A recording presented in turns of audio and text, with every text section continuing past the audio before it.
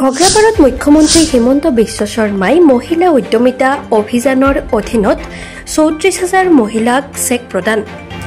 মহিলা উদ্যমীক লাখপতি বাইদেউলৈ ৰূপান্তৰ কৰাৰ উদ্দেশ্যে মুখ্যমন্ত্ৰী মহিলা উদ্যমিতা অভিযানৰ অধীনত আত্মসহায়ক গোটৰ অৰ্হতা সম্পন্ন মহিলালৈ ১০,০০০ টকাকৈ চেক প্ৰদান কৰে মুখ্যমন্ত্ৰী হিমন্ত বিশ্ব শৰ্মাই। নলবাৰী সমষ্টিৰ ঘগ্ৰাপাৰ হাইস্কুল খেলপথাৰৰ পৰাই সমগ্ৰ ৰাজ্যতে আজিৰে পৰা আৰম্ভ হ'ল এই আঁচনিৰ অধীনত চেক প্ৰদান কাৰ্যসূচী।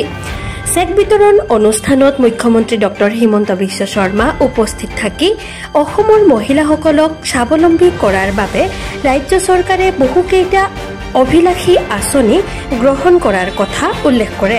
কংগ্ৰেছে লাখপতি বাইদেউ মহিলাসকলে কেতিয়াও উদ্যমিতা অভিযানৰ ১০,০০০ টকা নাপায় বুলি ৰাজনীতি কৰিছিল আৰু মুখ্যমন্ত্ৰী ডক্টৰ হিমন্ত বিশ্ব শৰ্মাই কয় বিজেপিয়ে কিন্তু মহিলাসকলৰ বেংক একাউণ্ট খুলি তেওঁলোকৰ একাউণ্টত টকা সোমাই কৰ্মসংস্থাপনৰ বাট মুকলি কৰি দিছে বুলি মন্তব্য কৰে। সভাত নলবাৰী সমষ্টিৰ বিধায়ক তথা অসম চৰকাৰৰ মন্ত্ৰী জয়ন্ত মল্ল বৰুৱাই ভাষণত অসমৰ মুখ্যমন্ত্ৰী ডক্টৰ হিমন্ত বিশ্ব শৰ্মাক ধন্যবাদ জ্ঞাপন কৰাৰ লগতে এই আঁচনিৰ জৰিয়তে মহিলাসকল স্বাৱলম্বী হ'ব বুলি মন্তব্য কৰে। সভাত মন্ত্ৰীদ্বয় ৰঞ্জিত দাস, অতুল বৰা, নলবাৰী জিলা আয়ুক্ত নিবেদন দাস পাটোৱাৰী আদিয়ে উপস্থিত থাকে। আজিৰ এই চেক বিতৰণী অনুষ্ঠানত নলবাৰী সমষ্টিৰ আত্মসহায়ক গোটৰ ৩৪,০০০ মহিলাক চেক প্ৰদান কৰা হয়। আজি অসমৰ মহিলাসকলৰ বাবে এটা সুন্দৰ আৰম্ভণি মুখ্যমন্ত্ৰীৰ মহিলা উদ্যমিতা অভিযান বা চমুকৈ লাখপতি বাইদেউ আঁচনিৰ জৰিয়তে প্ৰথম কিস্তিৰ ১০,০০০ টকা আজিৰ পৰা আমি মুকলি কৰা আৰম্ভ কৰিছোঁ। আজি আমাৰ নলবাৰীত বিতৰণ হ'ল, অহাকালি জাগিৰোড, পৰহি মাৰ্ঘেৰিটা, এনেকৈ অহা ৩ মাহৰ ভিতৰত প্ৰত্যেকটা সমষ্টিতে আমি এই পুঁজি বিতৰণ কৰিম।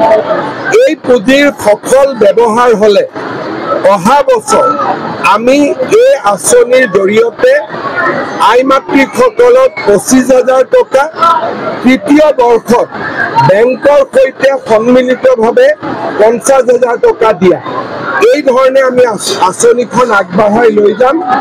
নলবাৰীত আজি ৩৪,০০০ মহিলাই উপকৃত হ'ব।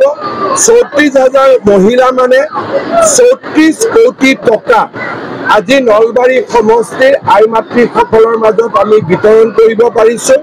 মই নলবাৰীৰ সমূহ আই মাতৃক অভিনন্দন জনাইছোঁ, বাইদেউসকলক অভিনন্দন জনাইছোঁ, জীৱিকা সখীসকলক কৃতজ্ঞতা জনাইছোঁ, পঞ্চায়ত গ্ৰামোন্নয়ন আৰু নগৰ উন্নয়ন বিভাগক সম্পূৰ্ণ সহযোগিতাৰ বাবে ধন্যবাদ জনাইছোঁ।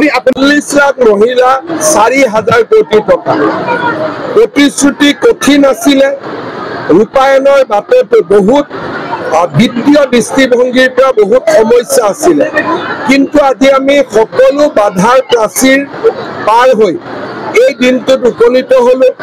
১৭ ছেপ্টেম্বৰৰ পৰা অৰুণোদয় পাব, অক্টোবৰৰ পৰা নিযুত মইনা পাব, নৱেম্বৰৰ পৰা চাউলৰ লগত দালি, নিমখ, চেনি মহিলাসকলে কম দামত পাব, মেট্ৰিকৰ কেণ্ডিডেটে ৩০০ টকাকৈ পাব, জানুৱাৰীত গেছৰ চিলিণ্ডাৰতো অৰুণোদয় পৰিয়ালে ২৫০ টকাকৈ ৰাজসাহায্য পাব।